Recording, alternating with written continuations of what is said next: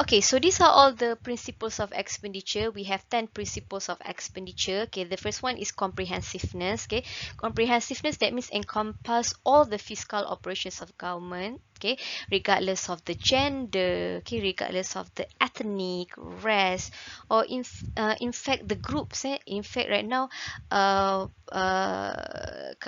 if you see right now, okay, the disability groups. Now the government's also focus on the expenditure for the minority group, for example the disabled groups or orang asli indigenous group, or now the job opportunities for the prisoners, banduan yang telah tamat daripada tempoh penjara, okay, mereka ada ruang juga untuk bekerja selepas itu, they open up for that. So the public expenditure need to cover all of the areas as well. Okay, secondly, in terms of discipline, principle number 2, okay, how to make sure, okay, government needs to, when they're going to spend the money, the public expenditure or purchase or anything, okay, they must to make sure discipline in terms of decision making. Okay, how? Okay, that means they need to decide well, okay, what are the resources that necessary in order to implement the government policies, and it's actually translate into the budget allocation. Okay, so this is can be achieved throughout the yearly annual budget plan. Every year we do the budget plan. That's why we have the budget allocations. Okay, principle number 3, which is legitimacy. Okay, here who going to have this legitimacy is the policymakers, the one who in the parliament who legitimate the public expenditure. So policymakers here, okay, can change policies during implementation, must take part in and agree the original policy. So right now the issues of the KWSP, for example, you can take right now when the Tengku Zafrul, the Minister of Finance, announced about the withdrawing the account 1 in the KWSP, okay, but now they are still debating the policy itself, okay, they debated all the procedures and the mechanism and so forth. So after they already get the census and the majority votes, if, okay, they would like to change it, they must make sure that they agree at the first phase or stage that they decide in the parliament. So this is what we call legitimacy. So the policy makers need to stick with whatever they decide during the parliament, which is the approval stage. Okay, later on we're going to learn the stages of the policy making process or the budgetary process. Okay, they must stick to it. They cannot change simply, but they must agree the first original policy that they decide, and they get the census where they get the majority votes at it. Okay, principle number 4, flexibility. Okay, the public expenditure sometimes they're going to have the relevant availability of information to have before final decision. So it's not rigid. Okay, they have some like discussion on it. Okay, let's say you can give example is the East Coast Railway Link, the ECRL. At the first, when they announced the budget for the ECRL during Datuk Sri Najib, okay, it's actually involved 9 stops, 9 stop at the time until Kota Baru, okay, until Kelantan. That means East Coast area. But then when it's changed the government and they have this PH at that time, and they try to reduce the numbers of pit stop of the ECRL link, and they at the time they assigned Tun Daim to discuss with the Chinese, the Chinese company construction to discuss back the allocations and the budget for the constructions of the ECRL. So meaning to say here, when they're going to spend, government going to spend, okay, they must have this principle as well, flexibility. So they need to get the ideas, informations before they came up for the final decision. So before they decide to shorten the pit stop for the railway link, they got the information for so many stakeholders, okay, from the company, from the construction, for the people, from the government itself, okay, and they get it the information, and they decide to shorten the pit stop and reduce the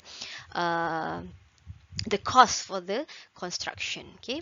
Okay, and then predictability, that means stability in macro and strategic policy and the existing policy. Okay, that means when government try to spend, okay, they need to make sure that they able to know, they able to like forecast, okay, if they have this expenditure, okay, how it's going to affect, okay, and how it's actually aligned with the policy. So they're going to make sure that the expenditure, okay, that they spend, they're going to get what and achieve what.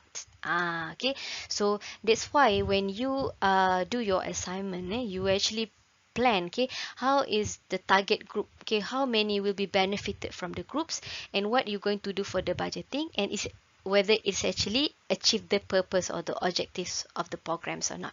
Okay, so that's why they said predictability. We're able to predict what we're going to have it and what we're going to in terms of the output, and what we're going to spend on it. Okay, so these are the things. Okay, now we go to the number 6, principle number 6, constability. Okay, that means all sectors compete on the equal footing for funding during budget planning and formulation. Okay, in a way that they are actually in a par, or everyone is actually at the same par to fight for the budget in terms of the equal footing. So they got the same vote, when they plan for the programs and expenditure.